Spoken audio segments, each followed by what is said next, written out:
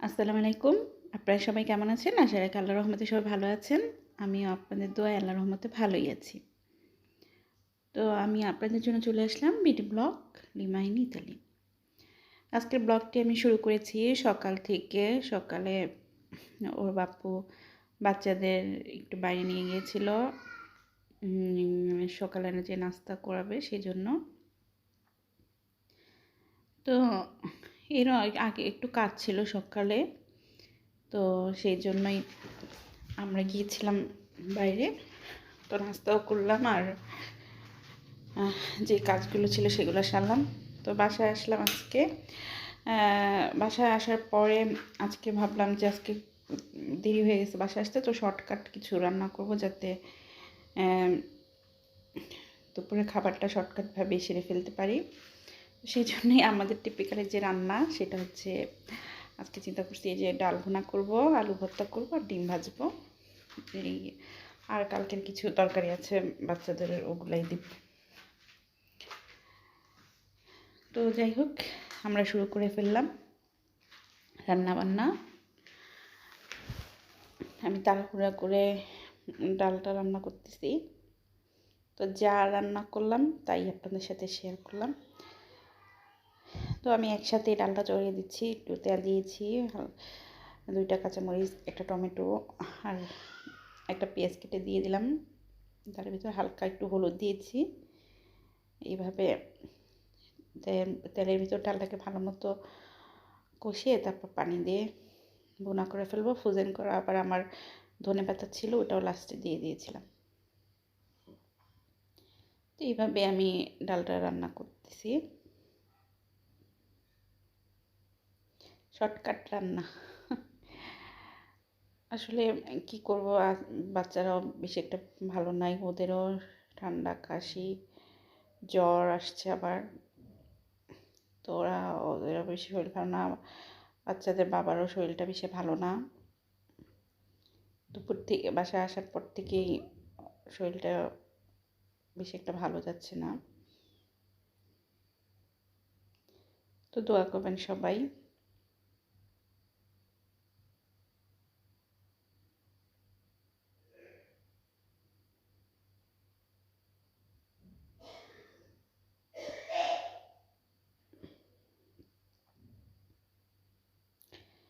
তো যাই হোক, এভাবে রান্নাটা বসিয়ে দিলাম, রান্না হচ্ছে।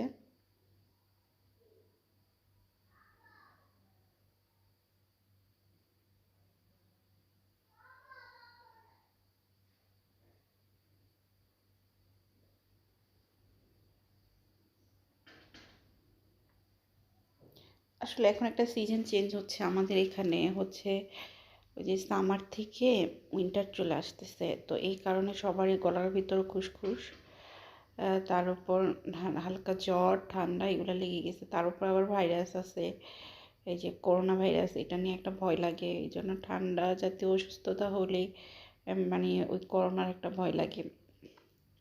তো আমারও গলার ভিতর একটু খুসখুস করতেছে, কিন্তু আমার প্রত্যেকবারই এরকম সিজনের চেঞ্জ হলে এরকম হয়। তো যাই হোক, এটা নিয়ে একটু ভয় লাগতেছে যে সবারই অসুস্থ কেমন জানি। তো যাই হোক, এই জন্য বেশ একটা রান্না করতে আজকে ইচ্ছে করতেছে না, তাও তো মানে খেতে তো হবে। তো যাই হোক, এই জন্য শর্টকাট রান্না করলাম যাতে দুপুরের খাবারটা অন্তত খেতে পারি। মাঝে মধ্যে এরকম হয় যে কিছুই রান্না করতে ভালো লাগে না, মানে কোনো কিছুতেই মন বসে না। তো আজকে আমার সেরকম একটা দিন।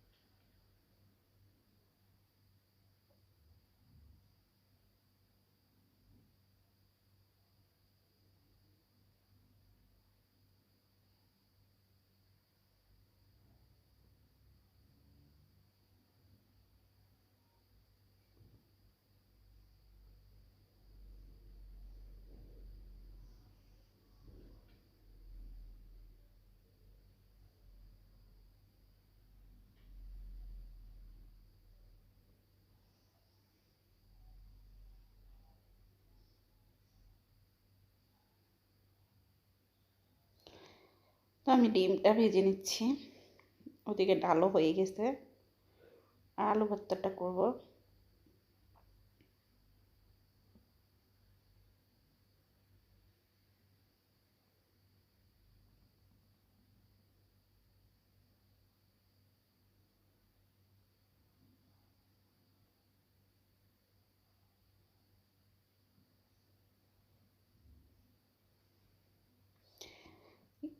কিছু কাঁচামরিচ নিয়ে আসছিল, সেগুলো আমি একটু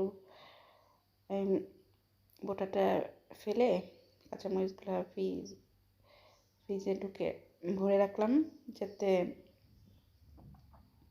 পরবর্তীতে ইউজ করা যায়।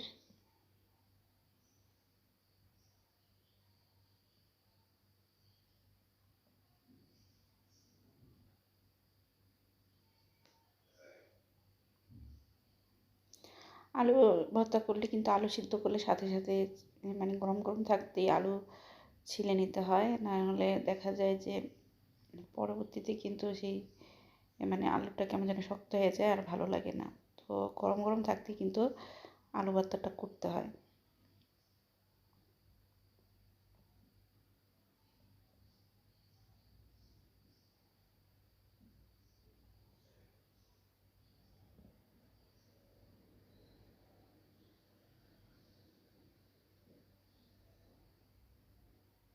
তার বাংলাদেশে যে আলু যাও মানে পরে করলে সমস্যা নেই, বাট এই দেশেরটার সাথে সাথে করতে হয়, নাহলে কেমন জানি হয়ে যায়।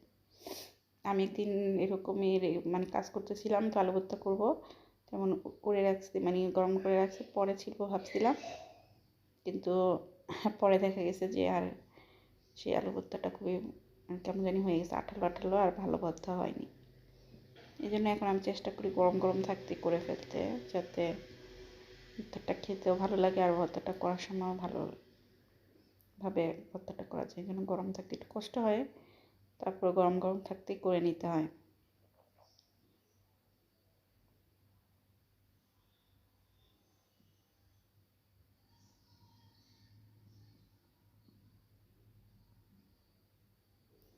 আমি পেঁয়াজটা ভেজে নিয়েছিলাম, আর একটু সরিষার তেল, লবণ এই আর শুকনো মরিচ ভেজে দিয়েছি। তো এই আজকে আমার সাধারণ রান্না, সেই বাঙালিদের আলু ভর্তা, ডিম ভাজা আর ডাল ভুনা।